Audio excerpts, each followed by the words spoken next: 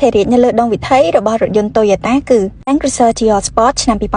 ងអូនថាតើរថយន្តមួយនេះមានលក្ខណៈពិសេសអ្វីខ្លះតោះទៅមើលទាំងអស់គ្នាសម្រាប់រថយន្ត Toyota Land Cruiser GR Sport មួយនេះយើងធ្វើការដំឡើងនៅក្នុងប្រទេសជប៉ុននិងដឹកមកពីប្រទេសជប៉ុនផ្ទាល់មានទំហំម៉ាស៊ីន 3.5 លីត្រ 6 ម៉ាស៊ីននិងមានទ្វីនតាបូជំនួយផងដែរទៅមើលការរចនាវិញម្ដងគឺយើង design បែបលក្ខណៈស្ពណ៌ទាំងផ្នែកខាងក្រៅនិងផ្នែកខាងក្នុងសម្រាប់ផ្នែកខាងក្នុងគឺយើងបានបំពាក់នៅ option ទំនើបៗជាច្រើនដើម្បីបំពេញនៅតម្រូវការរបស់អតិថិជនហើយក៏មានដូចជាប្រព័ន្ធកំណត់បើកបរដោយស្វ័យប្រវត្តិប្រព័ន្ធចាប់ហ្វ្រាំងដោយស្វ័យប្រវត្តិនៅពេលដែលមានឧបសគ្គនៅខាងមុខប្រព័ន្ធការពារនៅការរេចាក់កន្លង memory seat ដែលយើងអាចកំណត់ទីតាំងរបស់កៅអីនៅខាង driver ប្រព័ន្ធកាពីតាននិងប្រព័ន្ធលុកប៉ុងសម្រាប់ប្រើប្រាស់បានគ្រប់ស្ថានភាពផ្លូវនិងគ្រប់កលៈទេសៈ head up display ដែលជាកុងទ័រ slide នៅខាងមុខកញ្ចក់ដើម្បីឲ្យអ្នកបើកបរងាយស្រួលនៅក្នុងការមើលចំពោះផ្នែកម៉ាស៊ីនត្រជាក់វិញម្ដងគឺយើងមានដល់ទៅ3ជួរផ្នែកខាងមុខផ្នែកកណ្ដាលនិងផ្នែកខាងក្រោយអេក្រង់មានការអាប់ដេតធំជាងមុនដើម្បីឲ្យខាង driver ងាយស្រួលនៅក្នុងការមើល map ដែលពិសេសជាងនេះទៅទៀតនោះរថយន្ត Toyota Land Cruiser GR Sport មួយនេះគឺជាថ្នាក់កម្រិតកំពូលនៃត្រកូលរបស់ Land Cruiser ផងដែរ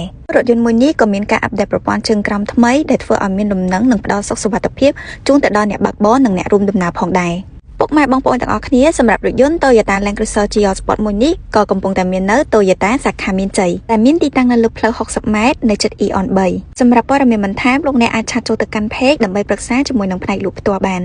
សូមអរគុណនិងសូមជម្រាបលា